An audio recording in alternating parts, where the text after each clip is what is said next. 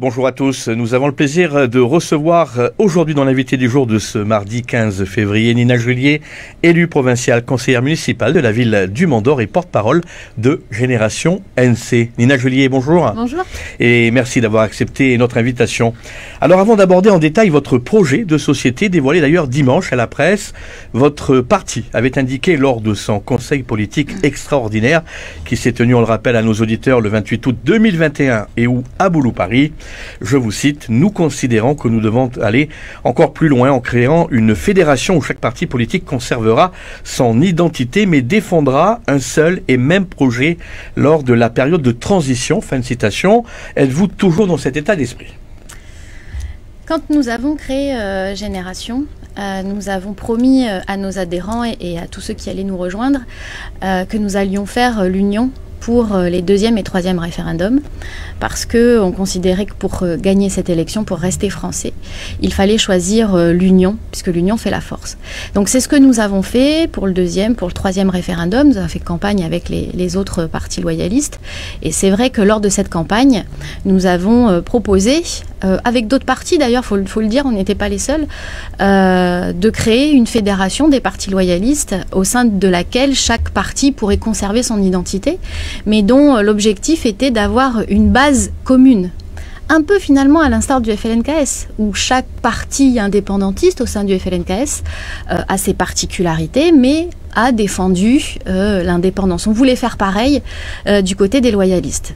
Sans citer de nom, certains mouvements ont refusé cette fédération, donc finalement on n'a pas réussi à la mettre en place. Aujourd'hui, on est dans un contexte un petit peu différent. On va y venir, oui. Voilà, on est dans un contexte différent où je pense qu'il faut qu'on soit en capacité d'avoir un socle commun qu'il faut qu'on aille défendre auprès de l'État, un socle commun sur lequel il faut qu'on se mette d'accord pour, après les présidentielles, après les législatives, considérer que ce socle est la base des discussions et la base des discussions des loyalistes.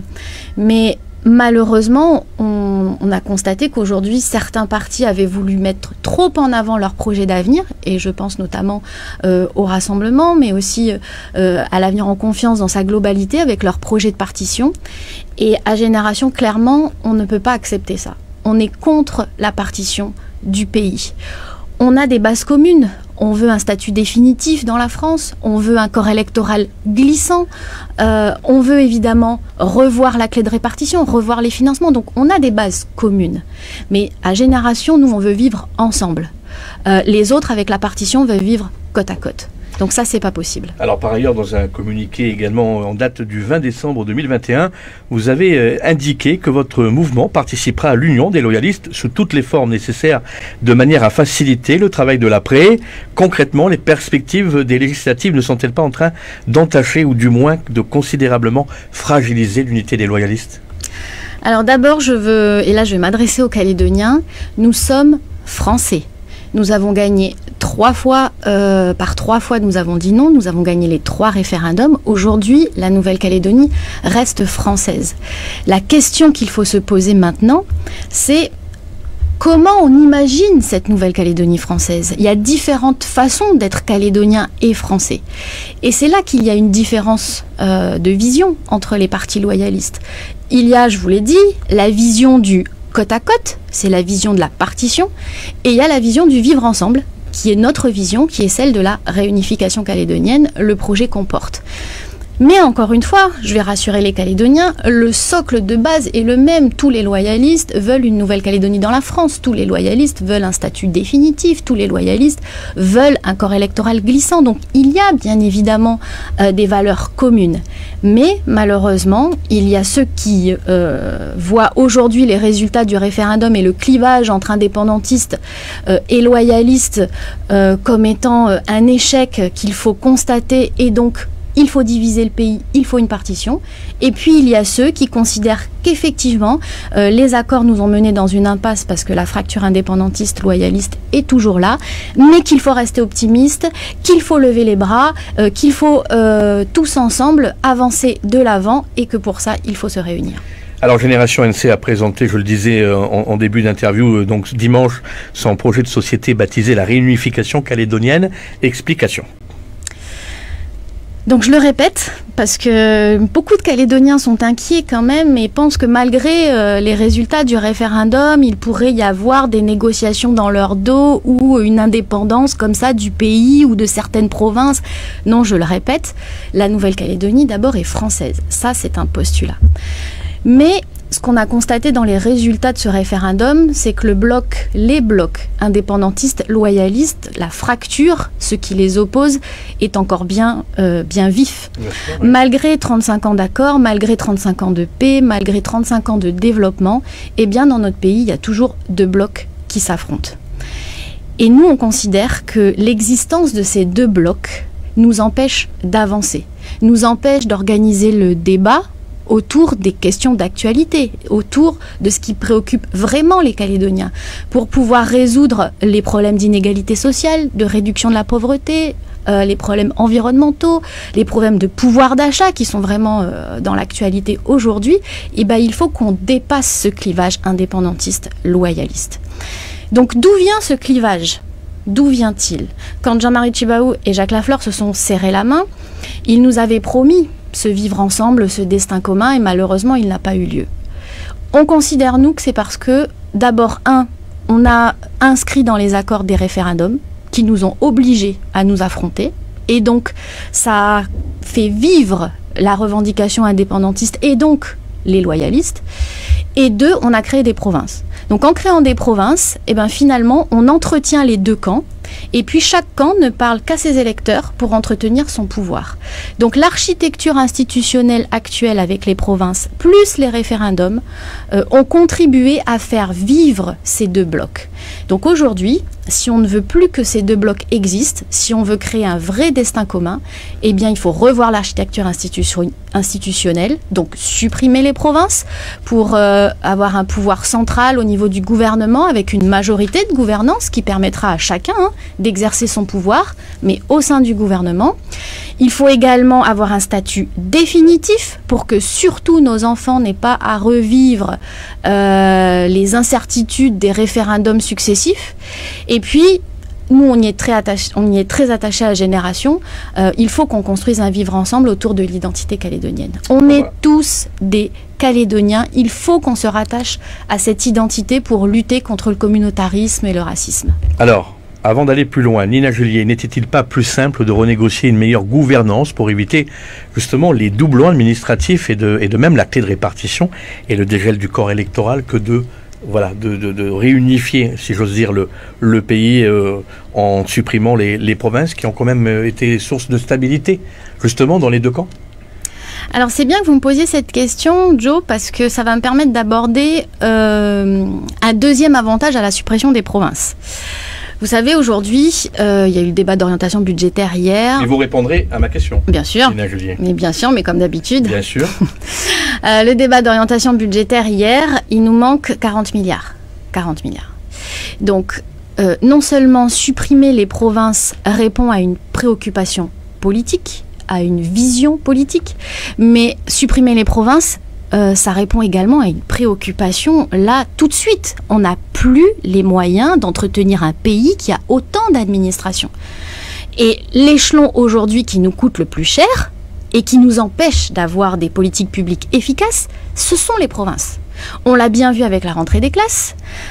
En province sud, alors on a le droit de ne pas mettre le masque, alors que le gouvernement nous dit qu'il faut le mettre.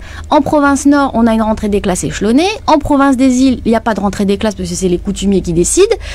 Donc voilà, c'est une cacophonie ambiante, il n'y a plus personne qui dirige rien du tout, et au final, c'est les parents, les enseignants et les enfants qui trinquent. Donc ça, on ne peut plus se le permettre. Donc supprimer les provinces et revoir l'architecture institutionnelle, c'est pas que une préoccupation politique, c'est pas qu'une vision politique, mais c'est également répondre à une préoccupation financière et économique pour le pays. Et pourtant, les provinces fonctionnent, on voit bien ce qui se passe en province sud, les investissements, vous êtes vous-même élu provincial. Mais il n'y a pas que la province sud qui compte. Il y a également... Bien sûr. Il y a également... Je parle de ce que vous connaissez certainement mieux que quiconque. Je crois qu'aujourd'hui, il faut penser pays. Il faut penser ensemble. La province sud, aujourd'hui, d'abord, elle ne fonctionne pas si bien que ça. Parce que la province sud, elle n'a plus les moyens de faire fonctionner 75% de la population avec 50% des recettes. il y a un déséquilibre. On le voit bien. La renégociation bien sûr de la clé de répartition, qui est demandée depuis des années. Et qui n'a jamais eu lieu. Regarde, alors ça, c'est un exemple typique. Un exemple typique. On n'a pas eu de renégociation de la clé de répartition, on n'a pas eu de drapeau commun, on n'a eu aucune avancée par rapport à ce qui avait été prévu dans les accords de Nouméa pour tenir compte de l'évolution du pays, pour tenir compte de l'évolution de la démographie, pour tenir compte aussi de l'évolution de la société. On est de plus en plus métissés, on vit ensemble. Eh bien non, nous on continue à fonctionner avec un modèle qui date d'il y a 35 ans. Donc on est à bout de souffle et il faut changer le modèle. Alors pour autant, parce que vous m'avez enlevé quelques questions dans vos réponses, le risque n'est-il pas que demain, le gouvernement qui concentrerait justement tous les pouvoirs, ou presque, pourrait aller à contresens des projets défendus au sein de la France? Est-ce que ce n'est pas finalement risqué? Alors je le répète, aujourd'hui nous sommes français. La Nouvelle-Calédonie est française. Donc la première chose que je veux dire aux Calédoniens, c'est que demain, le président du gouvernement, le président du Congrès doit être envisagé comme un Calédonien. C'est un Calédonien dans une Nouvelle-Calédonie française. Ensuite, le gouvernement, la façon dont... Ça ne serait plus, je vous coupe, un gouvernement collégial dans ces cas-là. Alors le gouvernement collégial, son problème, c'est qu'il ne permet pas de dégager de majorité stable pour mener à bien des politiques publiques. Nous, ce qu'on propose, c'est un gouvernement avec une majorité de gouvernance. C'est quoi une majorité de gouvernance? Ça veut dire que le président du gouvernement, pour être élu par le Congrès, doit forcément trouver une majorité absolue au sein du Congrès et donc faire des alliances avec les partis. Faire des alliances avec les partis qui se retrouvent après dans le gouvernement. Mais comme on a fait une alliance avec d'autres partis pour pouvoir gouverner, on est obligé ensuite d'accompagner la majorité pour mettre en place les politiques publiques. C'est pas comme aujourd'hui où finalement c'est pas le président du gouvernement qui est élu par le Congrès, mais c'est tout le gouvernement avec les ministres, etc. Et c'est vrai qu'aujourd'hui ça nous empêche de fonctionner. Mais au sein d'un gouvernement, et vous savez c'est le modèle qu'il y a dans tous les pays d'Europe sauf la France, tous les gouvernements aujourd'hui en Europe fonctionne avec des alliances de partis. Donc on peut avoir une répartition du pouvoir au sein d'un gouvernement et continuer à mettre en place des politiques publiques qui du coup vont être beaucoup plus efficaces. Que fait-on si justement ces alliances ne remettent en cause finalement justement comment dirais-je, les besoins que le gouvernement, ce nouveau gouvernement devrait avoir, si aujourd'hui le gouvernement ou le président du gouvernement, du futur gouvernement, venait à dire, eh bien moi finalement ça ne m'arrange plus. Aujourd'hui, regarde la conjoncture actuelle, économique et sociale, j'ai décidé de changer la donne par rapport aux alliances qui ont été faites précédemment. On fait quoi? Que faites-vous? Il ne pourra pas le faire parce que dans le statut qu'on va prévoir, bien sûr qu'on va mettre des garde-fous. On n'élit pas un président qui du jour au lendemain dit moi je veux plus de cette alliance et je continue à gouverner avec d'autres. Bien sûr que non. Non, il va y avoir une validation du Congrès, on va certainement pas faire tomber le gouvernement comme on le fait aujourd'hui tous les 18 mois, donc il y aura des garde-fous pour faire en sorte que cette alliance elle soit stable et qu'elle puisse gouverner et mettre en place des vraies politiques publiques. Regardez aujourd'hui ce qui se passe avec la multiplication des provinces. Je vais vous donner un exemple. Aujourd'hui, on a 3 codes de l'environnement. 3 codes de l'environnement, un par province. Vous savez combien d'argent ça mobilise pour rédiger 3 codes de l'environnement? Combien d'agents on est obligé d'employer pour mettre en œuvre 3 codes de l'environnement? Ça, c'est la première chose. La deuxième chose, est-ce que c'est efficace d'avoir 3 codes de l'environnement différents? Aujourd'hui, on est dans ce système-là. Il y a le code de l'environnement, mais il y a également l'agriculture, il y a également le développement économique. Il y a tout un tas de politiques publiques qui sont menées, les unes dissociées des autres, et au final, il n'y a plus d'efficacité dans le système. Et on ne peut pas justement modifier ces réformes et puis uniformiser ces services, plutôt que d'éventuellement de changer la donne au niveau provincial? Alors, justement, nous, ce qu'on propose pour uniformiser, c'est de supprimer les provinces et d'harmoniser tout ça au niveau du gouvernement. Vous comprenez que c'est plus facile de supprimer 3 provinces plutôt que de supprimer le gouvernement, parce que si on supprime le gouvernement, ceux qui défendent la partition nous disent chaque province aura sa fiscalité. Ça veut dire qu'il va falloir rajouter une direction des services fiscaux dans chaque province. Et puis après, on fait comment pour la fiscalité, la TGC? On fait comment pour taxer les produits si on a 3 TGC différentes en fonction de la province dans laquelle on est? Donc je crois qu'aujourd'hui, On n'a plus les moyens de se disperser comme ça. On est 280 000 habitants sur une superficie de 18 000 km².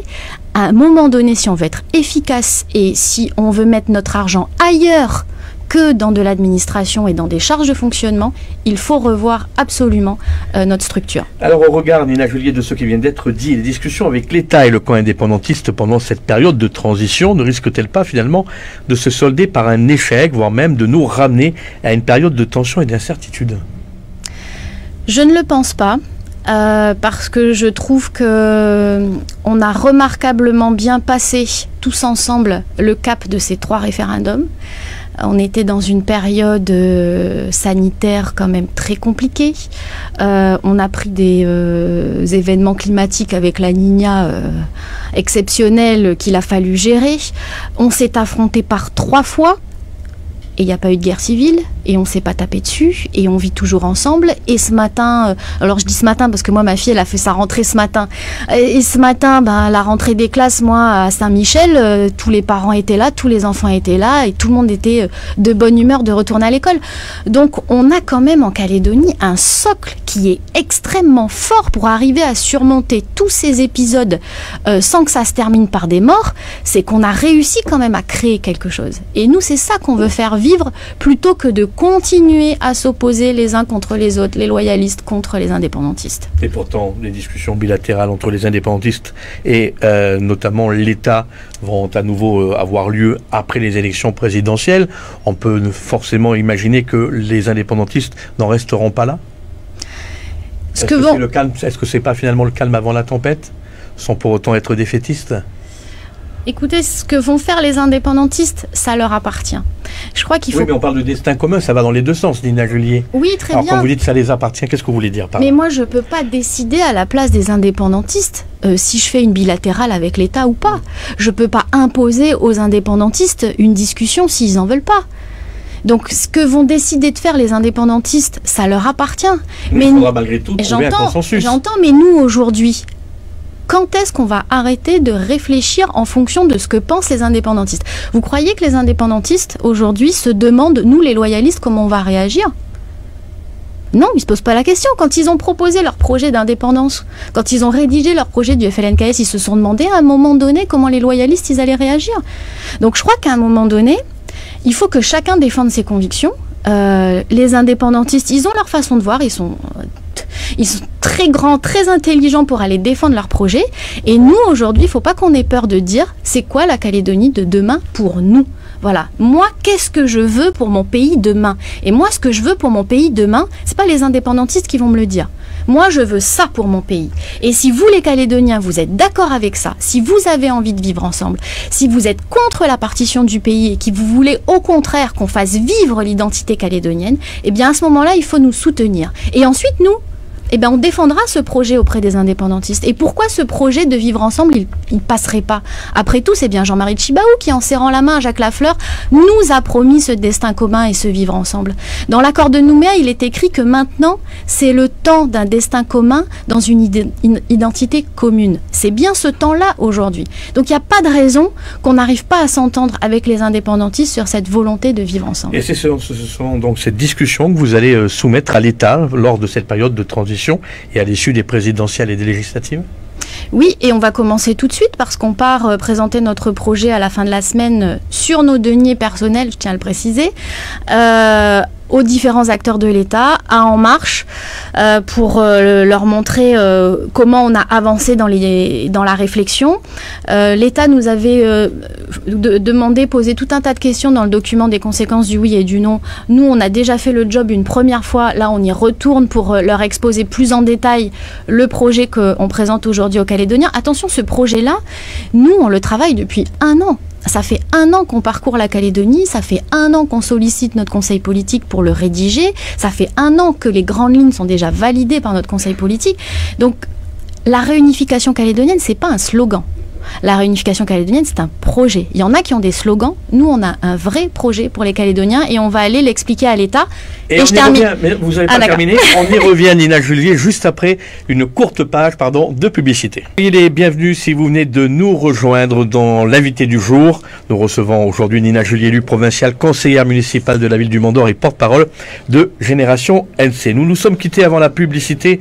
Nina Julier, vous nous avez parlé donc de votre projet de société et comment convaincre les indépendantistes, mais également l'État.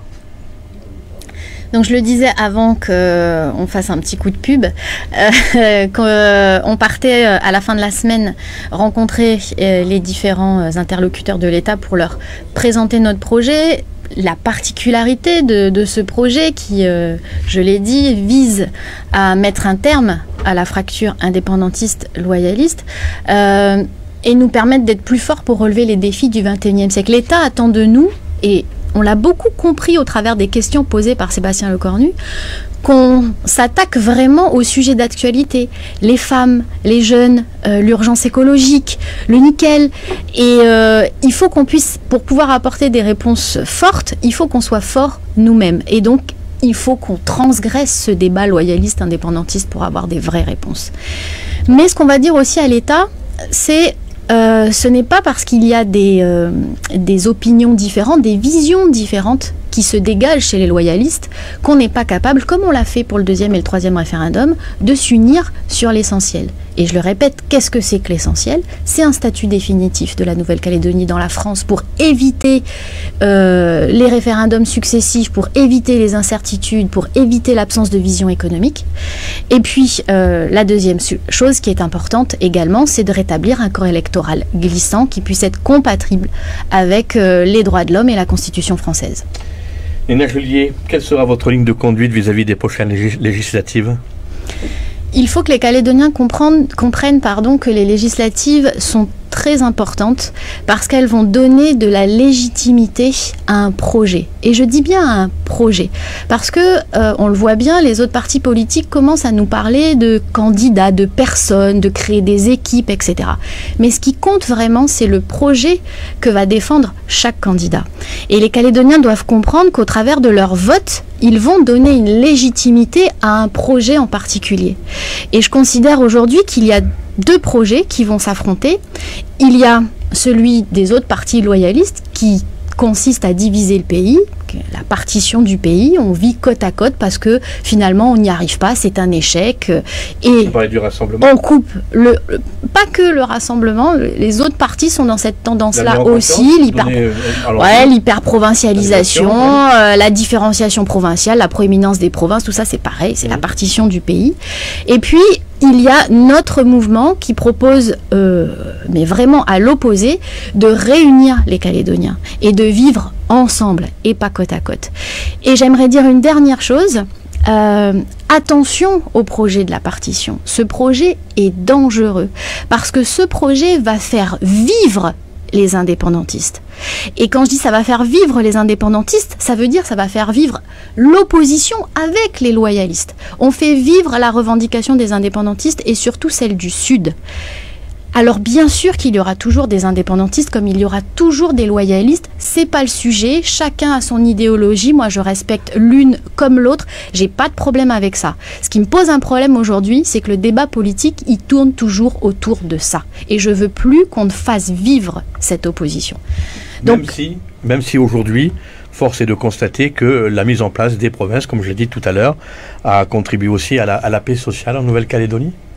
Les provinces, elles ont été créées dans un contexte particulier.